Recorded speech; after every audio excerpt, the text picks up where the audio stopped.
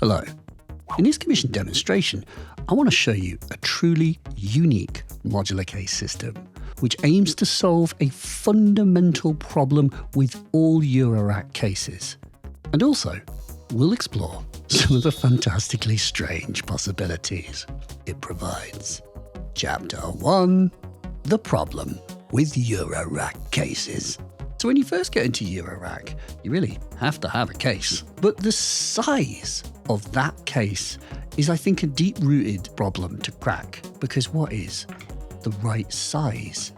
I really like the 104 HP 6U size as a great kind of all-rounder size. Just enough to make a broad do-it-all system. Also, just about small enough to fit mostly on airline carry-on regulations. I think if you have a smaller case than that, and you support it with a sampler, or a computer, or a drum machine, or a looping pedal, then that is also an amazing way to work with constraints.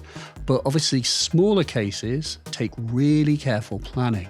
So the problem with Eurorack cases is having the right size case when it is almost guaranteed that you don't know what your needs are yet. Why can't modular cases be modular?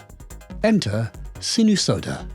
So, Sinusoda is a modular synth case system. Each row of this sort of example case was actually bolted together, and it's made up of 3 pieces. And what is wild and unique about this system is I can add more rows, both vertically or horizontally, afterwards.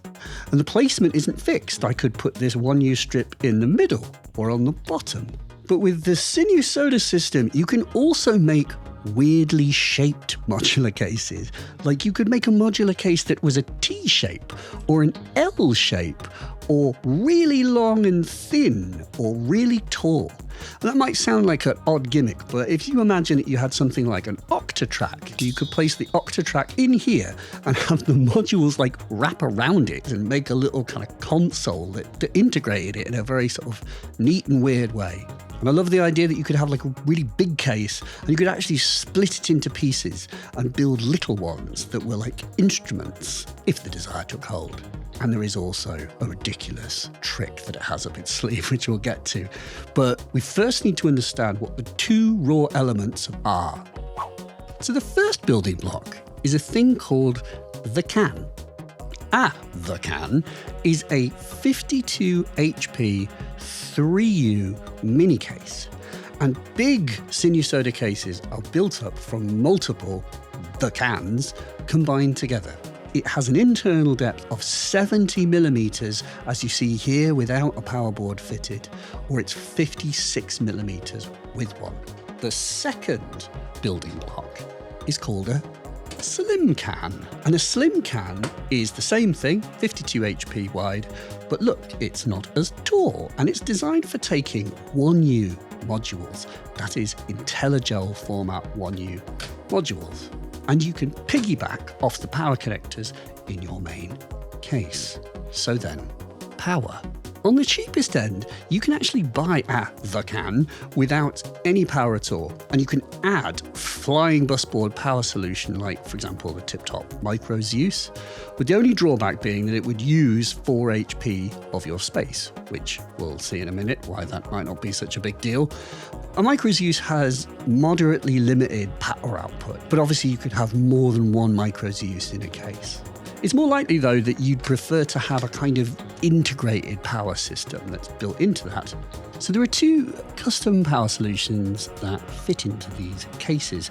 The first one is called the Juice. That is this, which is the strongest one. And the Juice has 23 headers and outputs 3 amps plus 12 volts, 1.5 amps minus 12 volts, and 2 amps of plus 5 volts. And that is quite a lot. And the lighter one is called the Juice Light. This has 12 headers and can kick out 2 amps at plus 12, 0.8 amps of minus 12, and 1.5 amps of 5 volt. 3U cans have these like mounting points at the bottom.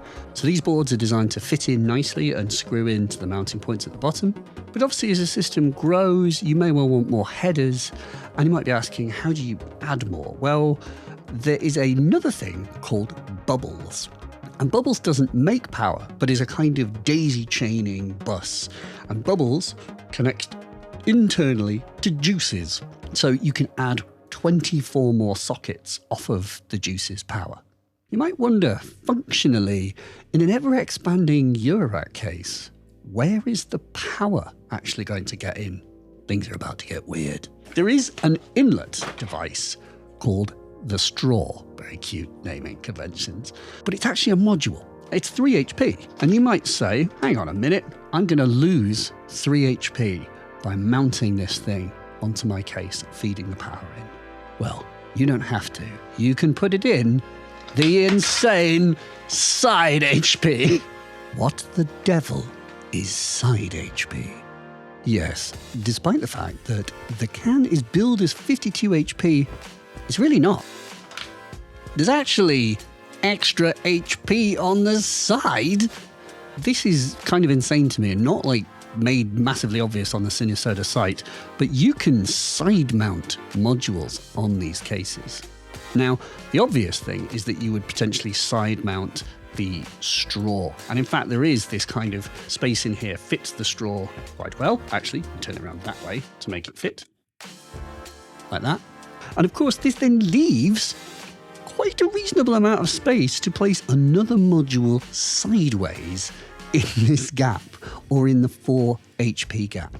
So this could be performance modules or any other sort of madness, such as perhaps, for example, you'd like to mount some arcade buttons to the side of your case, or performance controls, offsets, your VCAs, you know, any kind of things where you don't need to see the module, or the module is set and forget. Like, for example, I've got the Aikido on the side of this case here.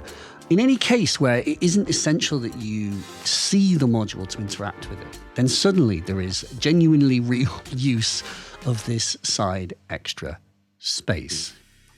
And in terms of bonus space this actually affords, like I count 15 HP on either side here and the 4 in front, making it effectively 90 HP of space in a single the can. Alas, this corner 1 HP plot here is not a mounting option. Other than, obviously, you could use it as a sort of feeding hole to have like the cable to your for A199 spring tank or something like that. But there isn't quite a free lunch here because modules have depth. So you are potentially space limited in the sense that you have to consider that a module facing this way could intersect with a module facing that way.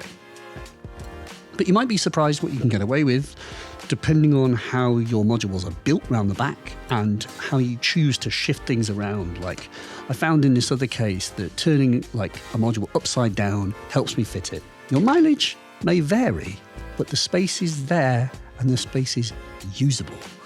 I really enjoyed this case that I made for this SIG demo, which uses the side HP. On one side, I've got the Bastille Aikido.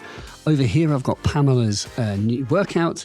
And then here, I've got the build up and drop module, which is a DC offset generator. And it is unbelievably perfect just to have this on the side so that I used it to increase the reverb amount on the Instro Abha. Totally works. 2 buttons here, could do some ping pong madness. You could, for example, get an ADAC marble physics and use this to like ping them, or you could do the maths bouncing ball patch and use the arcade buttons on the side. I think you get a medal for that. But yeah, one caveat though, note slim cans, they don't have side HP. Sorry, we take what we can get. How do we build it? How do we expand it? So you can buy a the can or a slim can, either unassembled or assembled. And unassembled means that you buy your thing and it comes in a little kit with all the bits and connectors and you click, push, screw them together. This is super uber basic stuff. Literally, the Allen key comes in with it. It could not be simpler. And in fact, I will do this on camera just to explain the complexity of the process. Here's the back plate, and then we pick up the sides and we push fit them in. They click quite satisfyingly. Done. Metal strips. Obviously, these go in here. We push one in there, and we push one in here. Happy days. And we're basically done. And now we would come to push on these little end pieces. And there's a nice little sort of extra bit of engineering in here that I think is worth pointing out, which is these little metal dowels. What these are doing is pushing into these little holes and adding mechanical rigidity to the end pieces as they connect. I believe you don't have to put them in, but it just makes total sense to do so. Comme ça. Then these are very well mechanically bound together. Now there's a second stage to the connection here, which are 3 bolts here. You can actually see there are proper metal bolts captive in here. So the end caps are held on with 3 bolts through metal captive nuts, and there are 4 kind of pressure fit metal dowels that add rigidity and strength. So then the question is, what if I want to vertically expand and add something on? Well, the vertical connections are made with these little connector pieces. And so if we lift up the case, here we can see there's a little hex nut spot for them. They go in there like that. And then on top, what I would do is I would take off this, which actually held on with neodymium magnets, really nice. And then I can just push this on. And inside, it's a bit tricky to show on camera, but there are now bolt holes that I can screw bolts into. So these 2 pieces will be held with 4 bolts very securely together. And of course, how do we go? The other way, horizontally. And so to do this, if I have 2 of the cans, what I would do is I would disconnect, take out my other end piece. And then there is this sort of metal bracket part that goes in the middle. And so if I pop this in, just to show you, that's located in there. We'll fit it in here. We bolt this at these points here and heat these points here, these points here. You can undo these, take these apart. Happy days. Now I have 2 Eurorack cases to do with as I please. One other thing to say here is about these end cap pieces. I was wondering what the sort of jazzy ridges are. It kind of reminds me of the DX7. It's got a kind of 80s vibe to it. But actually, these are cut points. Were you to put the straw in, you want to cut out the space that the straw would occupy. And so you can do that because you can actually score these with a knife and break them off. And you can choose at what point you score and break this piece off. And so expose a certain amount of the threads to be used for whatever you want. In fact, you could have I really want to have one module here, but for whatever reason, I want to cover this up. Well, obviously you can put blanking plates on it, but you can custom cut these so that you could place and cap off the rest of it. It would look very neat and cool. It's just really neat and well thought out. I'm genuinely impressed with the thought and design that's gone into it. And I had to read the manual to do the first case, so I understood how it all connected. But after that, I no longer need to look at the manual. It's really simple. You just bolt it all together. Pretty neat. What is the build quality?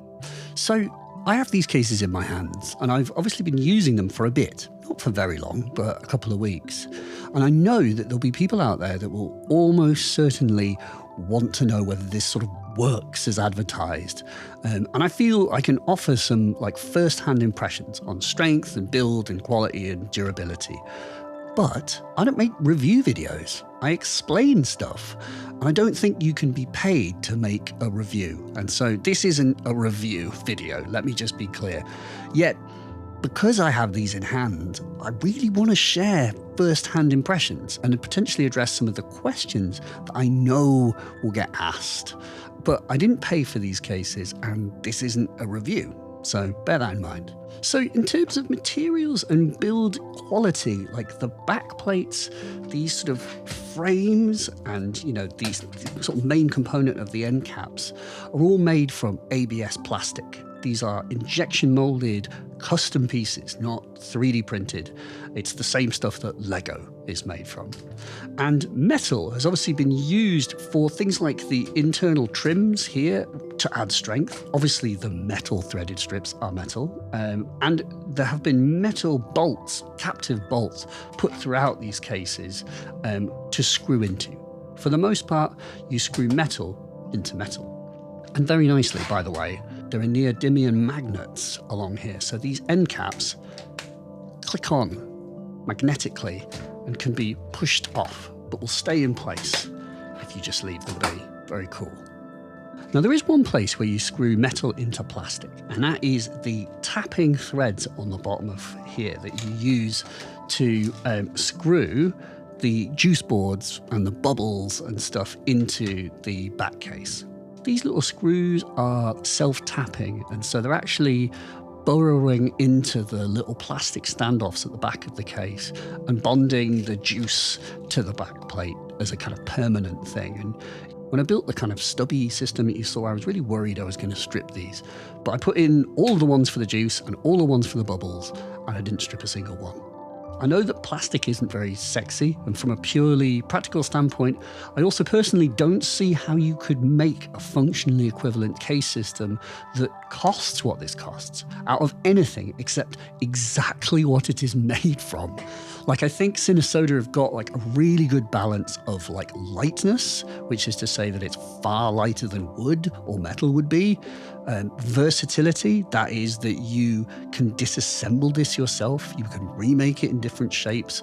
We don't need to worry about like wearing parts out in the process. I'm not worried about strength. That is to say, like, metal reinforcements are used to add rigidity. It's got these dowels.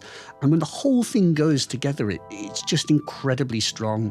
When I built this case, before I filled it with modules, I actually kind of held it up and I shook it with one hand because I wanted to feel if it flexed and had play, but it doesn't.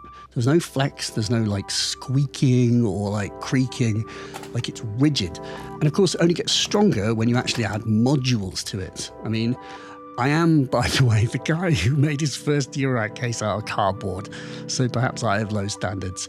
But in my humble opinion, this just like massively works. In fact, I found like the whole process of building these cases just to be like, for want of a better term, like charming, especially as I started to like think about the potential for breaking apart and remaking cases as the need took me. Like this, where I've got like a tall, stubby case that can fit onto like a Loki stand, or I could go super wide to fit in front of my computer monitor, but like, you know, behind a key step, or to do like mad L-shaped cases that would accommodate an Octatrack, which is something I want to play with. It's just, it works. Like it really works, and it's really well thought out, and it's just good. Like, it's really good. So I was impressed. I think it's well designed. I think it's as well considered as it could be. And I hope that the uniqueness, dare I say, like the whimsy and fun of this, like this system and what mad the side HP makes possible, like I hope that comes across. So yeah, here is the modular case. It expands horizontally and vertically. It can accommodate your needs as they evolve. You could break it apart into smaller cases if you wished, or build one freakish, oddly shaped case that was uniquely perfect for your needs with weird side HP potential. Links below. Ask your questions if you have them. And thank you very much for watching. We'll see you next time.